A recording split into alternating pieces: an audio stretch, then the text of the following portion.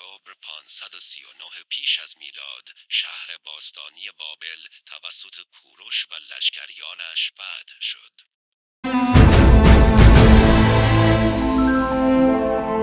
داندامایو در کتاب تاریخ سیاسی هخامنشیان واقعه فتح بابل را چنین توضیح داده است: رود فرات از وسط شهر بابل می‌گذشت. پلی بر روی فرات در بین شهر آن را به هم پیوند می‌داد. در یک طرف پل قصر سلطنتی و ابنیه و عمارات و باغ‌های معلق حیرت‌آور قرار داشت و در قسمت دیگر معبد بزرگ مقدس بعل، رب النوع بزرگ بابلی ها. و در بابل بعد از بخت‌النصر چند پادشاه دیگر روی کار آمدند که عمر پادشاهیشان کم بود و این 3 پادشاه فقط 6 سال حکومت کردند. در آخر روحانیون شخصی به نام نبونید را که از تاجران بابل بود به عنوان پادشاه انتخاب کردند. نبونید شخصی بود که به آثار عتیقه علاقه داشت و توان اداره بابل را نداشت.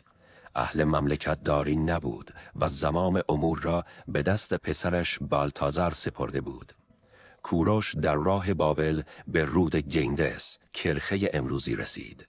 در آنجا یکی از اسب‌های خود را به آب زد تا از آن عبور کند، اما شدت آب به حدی بود که اسب را با خود برد.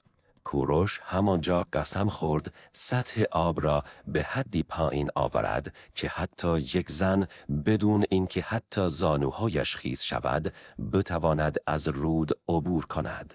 بنابراین به سپاهیان دستور داده شد تا نهر و مجرای فرعی در کنار رود بکنند تا آب رودخانه به درون آنها برود و از شدت فشار آب کاسته شود.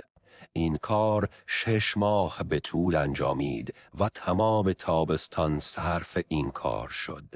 کوروش به شهر نزدیک شد و با بابلیان جنگید، اما بابلیان خیلی زود شکست خوردند و به داخل قلعه پناه بردند.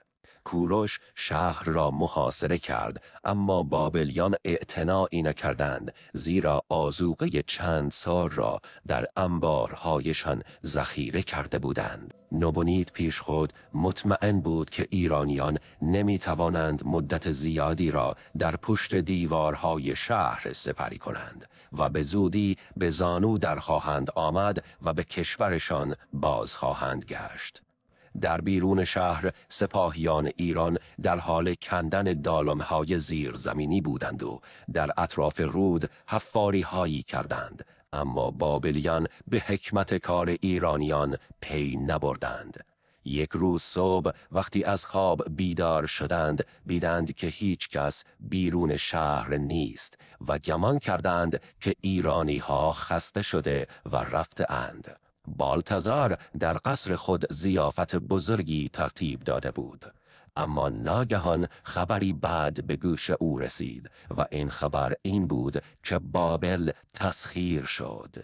اگر دوست دارید بخش‌های بیشتری درباره ماد یا دیگر حکومت‌ها ببینید، در نظرها بنویسید و کانال تاریخ ایران رو دنبال کنید تا ویدئوی بعدی مراقب تاریخ باشید. بدرود.